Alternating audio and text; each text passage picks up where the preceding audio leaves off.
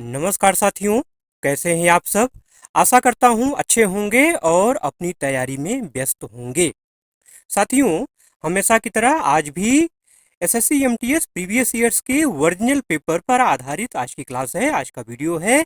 इसलिए कंप्लीट देखिएगा, क्योंकि प्रीवियस ईयर्स के जो क्वेश्चन होते हैं ना, इससे आपको पैटर्न को समझने में आसानी होती है। क्वेश्चन किस प्रकार के आते हैं, किस सेक्शन से कितने क्वेश्चन आते हैं, ठीक है, करंट अफेयर्स कितना आएगा, साइंस कितना आएगा, ठीक है, स्टैटिक जीके कितना आएगा, इकोनॉमिक्स कितना आता है।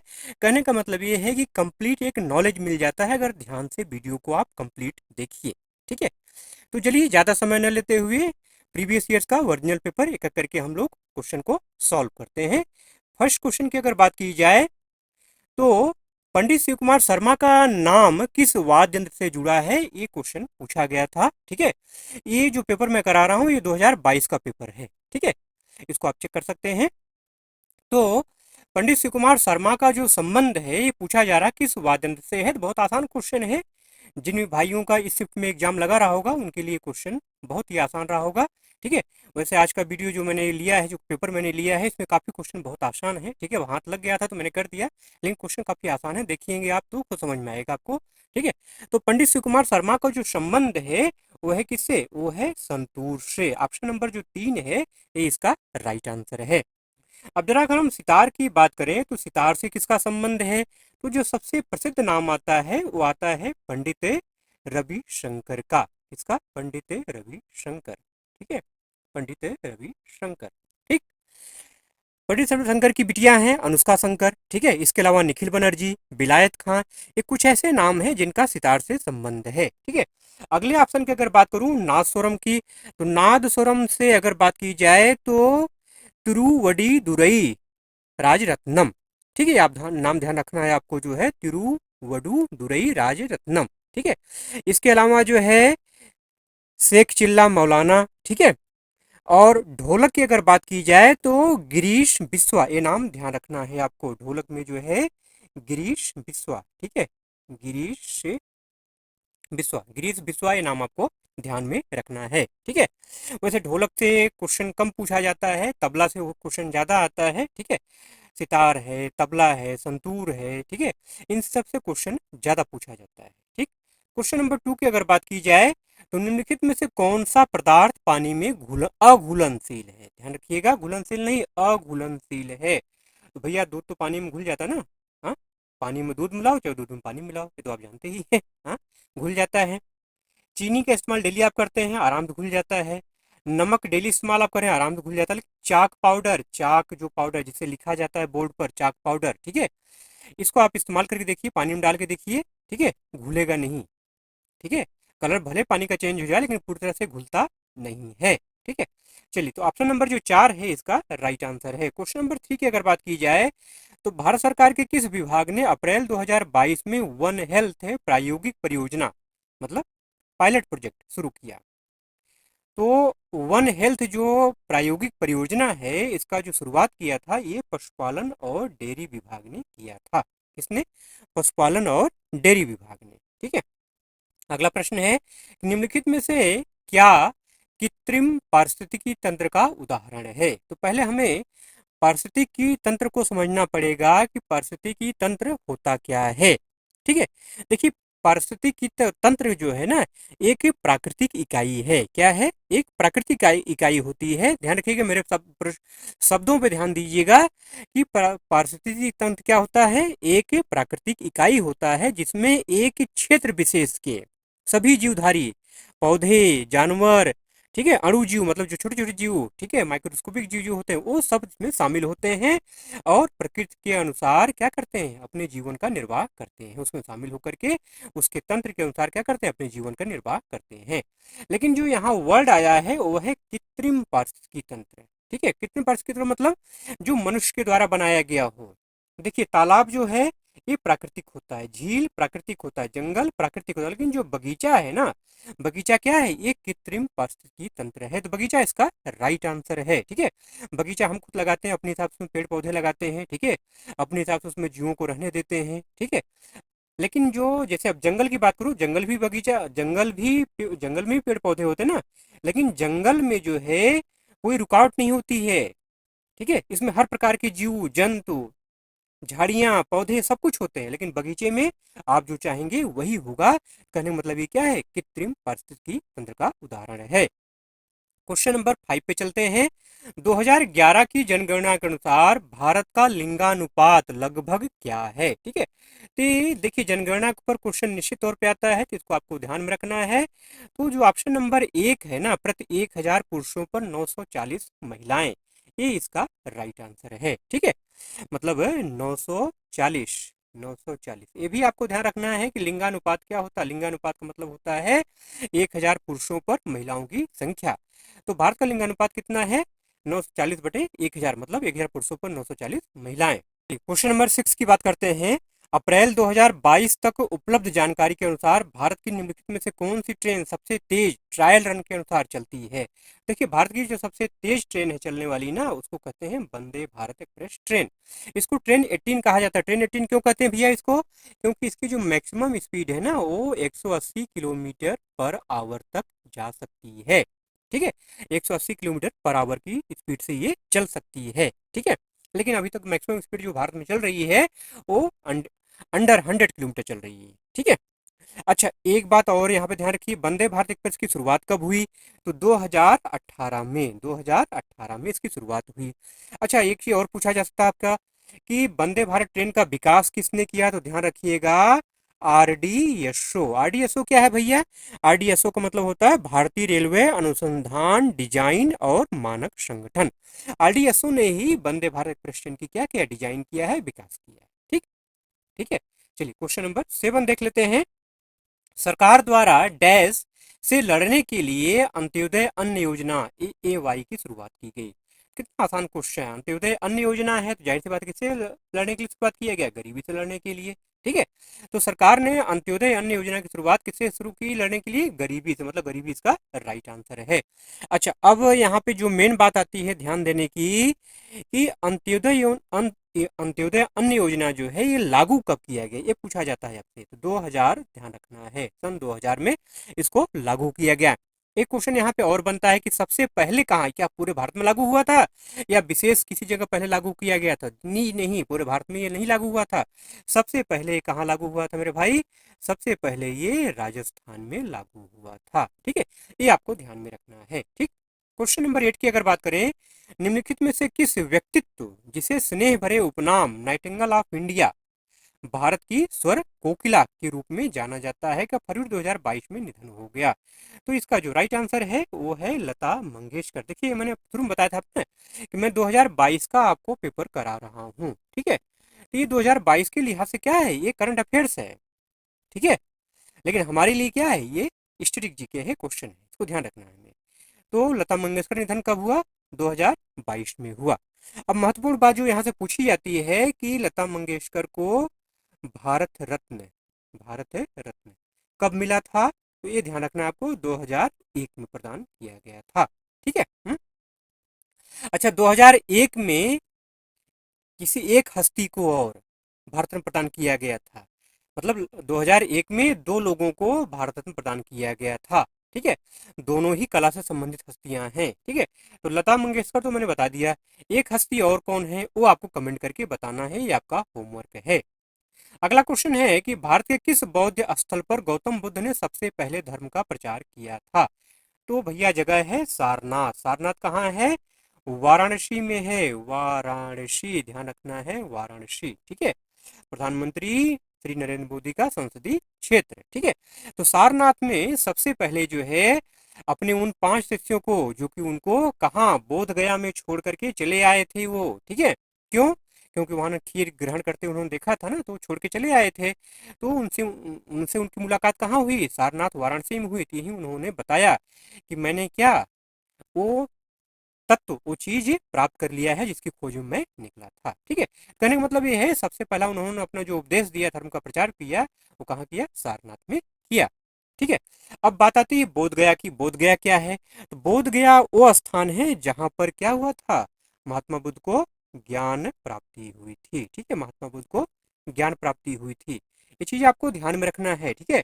बोध गया में एक नदी है जिसको बोलते हैं, पूछा जाता है अक्सर, किस नदी के किनारे उनको ज्ञान प्राप्त हुआ था, तो निरंजना नदी, ध्यान रखना निरंजना नदी, या इसको फल्गु नदी भी कहा जाता है, ठीक है। गया जाते हैं हम लोग ना पिंड दान के लिए, हाँ, पिंड के लिए देने के लिए, अपने पुरखों को पिंडदान करने के लिए हम गया जाते हैं ना, तो फल्गु नदी, निरंजना नदी उसी को कहा जाता है, ठीक है। तो ज्ञान प्राप्ति कहाँ हुआ महात्मा बुद्ध को, बोध गया जिसको कहा जाता है वहां पर प्राप्त हुआ, ठीक है।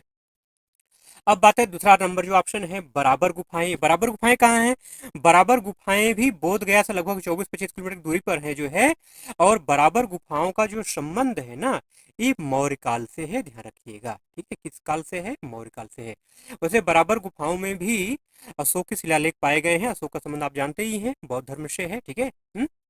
अब बात आती है कुशीनगर की। कुशीनगर कौन सी जगह है, ठीक है। कुशीनगर आपका गोरखपुर के पास में पड़ता है, ठीक है।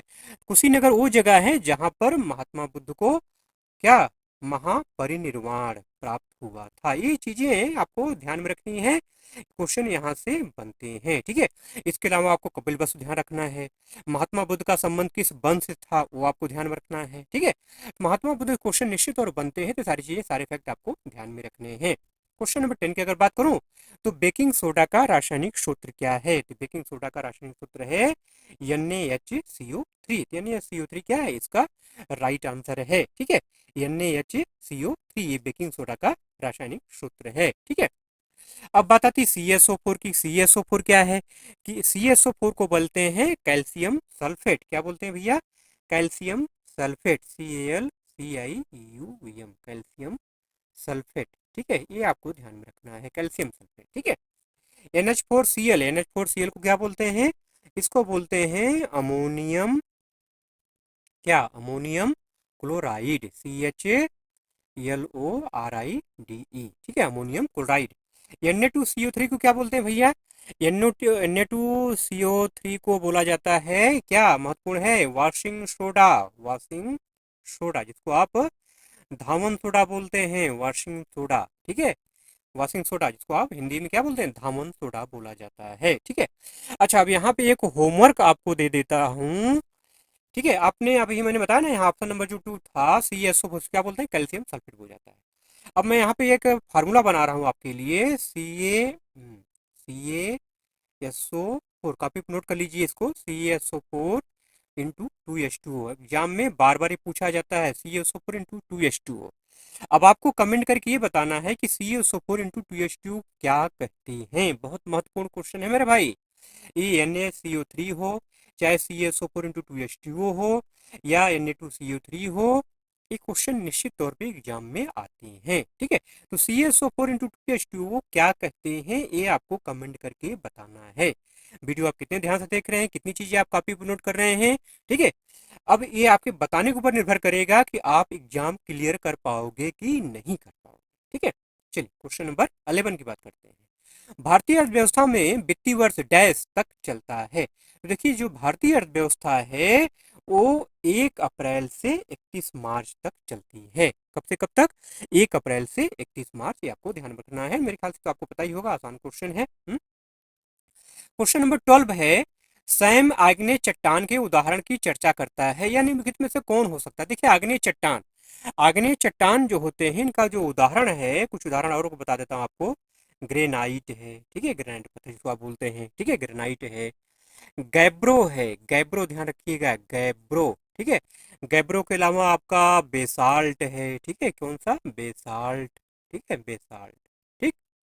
बेसाल्ट देखिए ऑप्शन कहाँ है यहाँ पर, ये है ना ऑप्शन नंबर 4, असिताश मतलब बेसाल्ट। तो बेसाल्ट क्या है? ये आग्नेय चट्टान का उदाहरण है, ठीक है। क्वेश्चन नंबर 13 की अगर बात की जाए, तो FIH पुरुष हॉकी विश्व कप 2018 किस देश ने जीता, ठीक है ना। तो इसका जो राइट आंसर है वो है बेल्जियम। बेल्जियम इसका राइट आंसर। देखिए 2018 के बारे में पूछा गया है ना, इतना पीछे आपको नहीं जाना, आपको 2022 या 2023 पे निगाह रखना है। इसमें ओलंपिक चल रहा है ना, तो ओलंपिक को आपको ध्यान देना है, ओलंपिक से क्वेश्चन निश्चित तौर पे बनेगा, ठीक है। और ये जो FIH है, पुरुष हॉकी विश्व कप है, महिला भी होता है, पुरुष भी होता है, जूनियर भी होता है, ठीक है। तो ये 2022-2023 में जो खेल हुआ है उस पर आपको ध्यान रखना, इससे क्वेश्चन आपका बनेगा, निश्चित तौर पर बनेगा, ठीक है। तो FIH 2018 की अगर बात करूँ तो बेल्जियम ने जीता था। अब हम बात करते हैं 2023 की, ठीक है, 2023 की। तो 2023 में इसको जीता था किसने? जर्मनी ने जीता था। किसको हरा करके? बेल्जियम को हरा करके, ठीक है। बेल्जियम आपका क्या हुआ था? बेल्जियम हारा था, जर्मनी जीता था, ठीक है। अच्छा, एक क्वेश्चन और यहाँ से बनता है कि ये FIH 2018 हुआ कहाँ, ये 2023 हुआ कहाँ था? तो ध्यान रखिएगा, उड़ीसा, भुवनेश्वर, ठीक है। देखिए, उड़ीसा के ऊपर जो है कई सारे क्वेश्चन बने हुए हैं, क्योंकि मैंने वीडियो बनाया है, मैंने पेपर सेलेक्ट किया है, तो मैं जानता हूँ ना, इसलिए बता रहा हूँ कि कई क्वेश्चन बने हैं भुवनेश्वर के ऊपर। अभी उड़ीसा के ऊपर क्वेश्चन आगे और मिलेंगे आपको। तो भुवनेश्वर का जो कलिंगा स्टेडियम है ना, कलिंगा, कलिंगा नाम ध्यान रखिएगा, कलिंगा, ठीक है। भुवनेश्वर के कलिंगा स्टेडियम में इसका जो है फाइनल खेला गया था, जहां पर जर्मनी ने जो है बेल्जियम को हरा करके FIH 2023 से हॉकी विश्व कप जीता था, ठीक है। आपसे ये भी पूछा जाता है कौन सा ये संस्करण था, ध्यान रखिएगा, ये 15वां संस्करण था। कौन सा संस्करण था मेरे भाई? 15वां संस्करण था, ठीक है। तो चलिए आगे क्वेश्चन देखते हैं। क्वेश्चन नंबर 14, गुलाम वंश के शासक गयासुद्दीन बलबन, ठीक है। देखिए, बलबन जो है कौन सा, किस वंश का शासक था, ये आपसे पूछा जाता है, तो गुलाम वंश का शासक था। अच्छा, रजिया सुल्तान, हाँ, गयासुद्दीन बलबन के नाम पे ध्यान आया है, रजिया सुल्तान। रजिया सुल्तान का संबंध किस वंश से था, जरा कमेंट करके बताइएगा, ठीक है। गयासुद्दीन बलबन का शासन कब से तक था? 1265 से लेके 1286 ईस्वी तक था।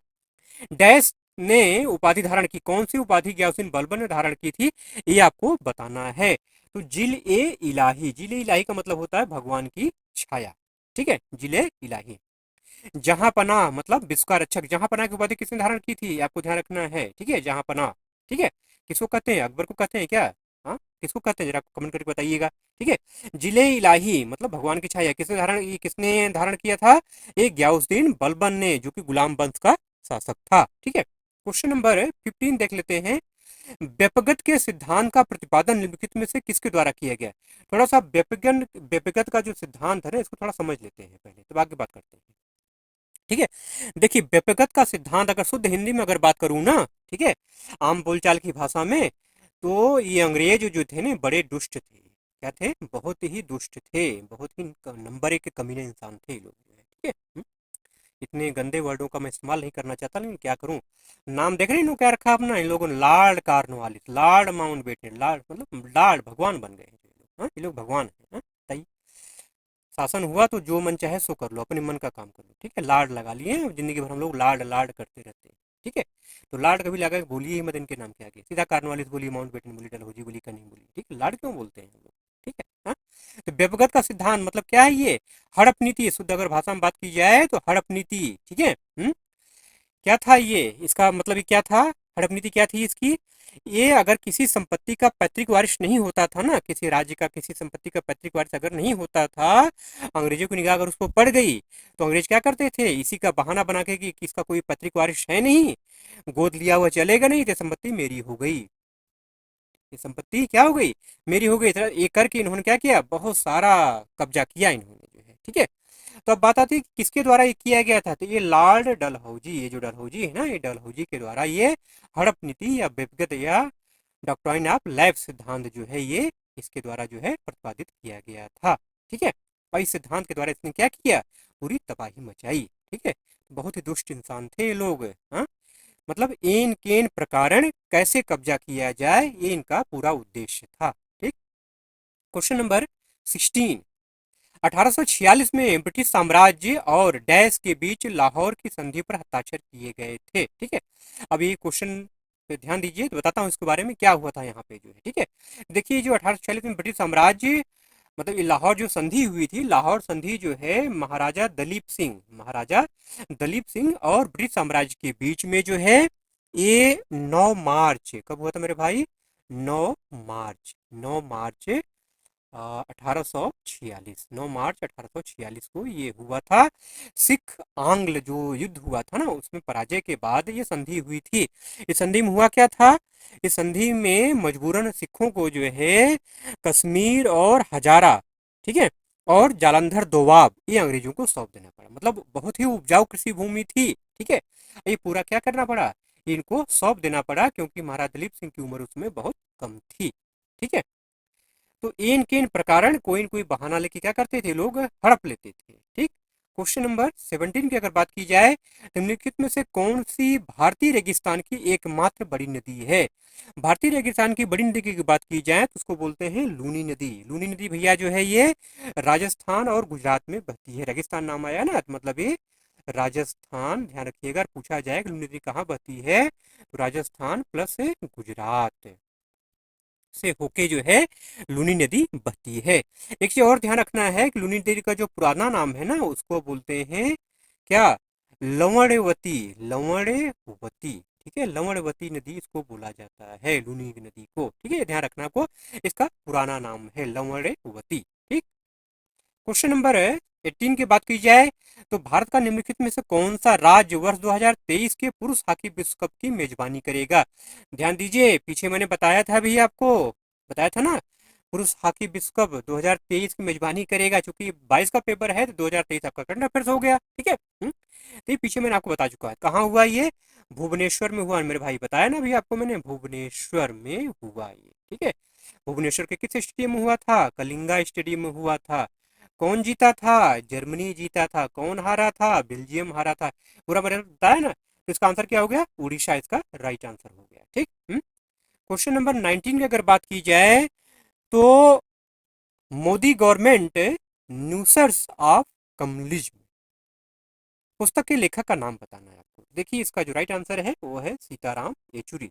सीताराम येचुरी इसका राइट आंसर है। ठीक है। क्वेश्चन नंबर 20 की अगर बात की जाए तो ओडिसी नृत्य शैली मूल रूप से किस राज्य से संबंधित है। अब इससे आसान क्वेश्चन तो मेरे ख्याल से नहीं मिलेगा। ओडिसी लिखा हुआ तो इसका मतलब उड़ीसा हो जाएगा, सिंपल सी बात है। हाँ, ज्यादा सोचना विचारना नहीं है। अगला प्रश्न है, निम्नलिखित में से किस राज्य के राज्य विधानमंडल में 2 सदन है। ठीक है। पहली बात तो आपको ही बता दूं कि भारत के ऐसे कौन कौन से राज्य हैं जिसमें 2 विधानमंडल हैं। ठीक है, 2 विधानमंडल हैं। ठीक है। तो ऐसे राज्य है टोटल 6, आपको ध्यान में रखना है, पूरे भारत में नहीं, 6 राज्यों में है केवल ये प्रावधान। ठीक है। और ये 2 विधानमंडल का जो प्रावधान है ब्रिटेन से लिया गया है, ब्रिटेन की देन है ये। ठीक है। कौन कौन से राज्य हैं भैया वो, तो ध्यान रखिएगा, आंध्र प्रदेश, एपी मतलब अरुणाचल प्रदेश मत समझ लीजिएगा, एपी मतलब अरुणाचल प्रदेश मत समझ लीजिएगा, इसका मतलब है क्या, आंध्र प्रदेश। ठीक है। दूसरा क्या है, तेलंगाना। ठीक है। तीसरा क्या है, अपना बिहार। ठीक है। हाँ, बिहार, बिहार लिख देता हूँ पूरा। ठीक है, बिहार। कर्नाटक, ध्यान रखिएगा, कर्नाटक। ठीक है। और अपना यूपी। ठीक है। तो बचे कितना हो गया है, 1 2 3 4 5, 5 हो गए ना, एक और बच गया, तो बचवा है, छठवां है आपका महाराष्ट्र। ठीक है। तो महाराष्ट्र, आंध्र प्रदेश, तेलंगाना, बिहार, कर्नाटक और उत्तर प्रदेश, ये ऐसे 6 राज्य हैं जहां पे राज्य विधानमंडल में 2 सदन हैं। ठीक है। विधानसभा और विधान परिषद। ठीक। क्वेश्चन नंबर 22, मार्च 2022 तक उपलब्ध जानकारी के अनुसार भारतीय संविधान में भारतीय नागरिकों के कितनी मौलिक कर्तव्य हैं। ठीक है। तो टोटल जो है 11 मौलिक कर्तव्य हैं। बार बार लगातार कई वीडियो में मैं मौलिक कर्तव्य के बारे में पूरी डिटेल्ड जानकारी आपको दे चुका हूं, तो वो जरूर से आप देख लीजिए, मौलिक कर्तव्य के ऊपर क्वेश्चन निश्चित तौर पे बनेगा। ठीक है। सरदार स्वर्ण सिंह समिति की सिफारिश के आधार पर जो है मौलिक कर्तव्य भारत में लागू किए गए थे, इंदिरा गांधी की उसमें गवर्नमेंट थी। ठीक है। तो बहुत सारी डिटेल जानकारी है, पूरा 11 मौलिक कर्तव्य है और 11 मौलिक कर्तव्य आपको रटा होना चाहिए क्रम वाइज। ठीक है। चलिए ज्यादा डिटेल में नहीं जाएंगे, चलते हैं क्वेश्चन नंबर 23 पर। एहोल डैश की राजधानी थी। एहोल किसकी राजधानी थी, किस वंश की राजधानी थी, वो बताना है। तो एहोल जो है ये चालुक्यों की राजधानी थी। किसकी राजधानी थी, चालुक्य वंश की राजधानी थी एहोल। क्वेश्चन नंबर 24, कोणार्क नृत्य उत्सव भारत के किस राज्य में मनाया जाता है। कोणार्क की अगर बात आएगी तो उड़ीसा, ध्यान आया ना, उड़ीसा के ऊपर कितने क्वेश्चन बन गए। हाँ, ध्यान से अगर वीडियो आप देख रहे होंगे समझ में आएगा उड़ीसा के ऊपर कितने क्वेश्चन बने हैं। तो कोणार्क नृत्य उत्सव कहाँ मनाया जाता है मेरे भाई, ये उड़ीसा में मनाया जाता है। ठीक है। अगला क्वेश्चन है, लास्ट क्वेश्चन आज का है। ठीक है। टंकेश्वर हजारिका बोराबियान को भारत के किस शासनिक में उनके उत्कृष्ट योगदान के लिए वर्ष 2018 का संगीत नाटक अकादमी पुरस्कार प्रदान किया गया। तो देखिए, टंकेश्वर हजारिका बोराबियान का जो संबंध है वो सत्रिया नृत्य से है। सत्रिया नृत्य कहाँ का है भैया, ये असम का है। किससे है, असम का है। ठीक है। अच्छा, सत्यानंद के जनक कौन हैं? जरा कमेंट करके आप बताइएगा जो है, ठीक है। देखिए, इस तरह से टोटल 25 क्वेश्चन आपके एग्जाम में जीके जीएस से टोटल 25 क्वेश्चन आते हैं, ठीक है। तो चूंकि ये ओरिजिनल पेपर था, जैसे जो क्वेश्चन आए थे हूबहू मैंने वैसे आपको कराया, ठीक है। वीडियो अगर अच्छा लगा हो तो जाते जाते एक लाइक जरूर से कर दीजिएगा, और चैनल पर अगर नए हैं तो ऐसे ही कंटेंट देखने के लिए, ऐसे ही वीडियो देखने के लिए, रिवीजन करने के लिए, ऐसे ही चैनल को मेरे भाई जरूर से सब्सक्राइब कर लीजिएगा। और केवल सब्सक्राइब ही मत करिएगा, ऑल पे जरूर से क्लिक कर लीजिएगा। ऑल पे नहीं क्लिक करेंगे तो नोटिफिकेशन आपको नहीं मिलेगा। ऑल पे क्लिक करके, मतलब बेल पे आइकन प्रेस करिएगा, घंटी पे घंटी का बटन दबा करके ऑल पे जरूर से क्लिक कर लीजिएगा, तभी आपको नोटिफिकेशन समय से मिलेगा, ठीक है।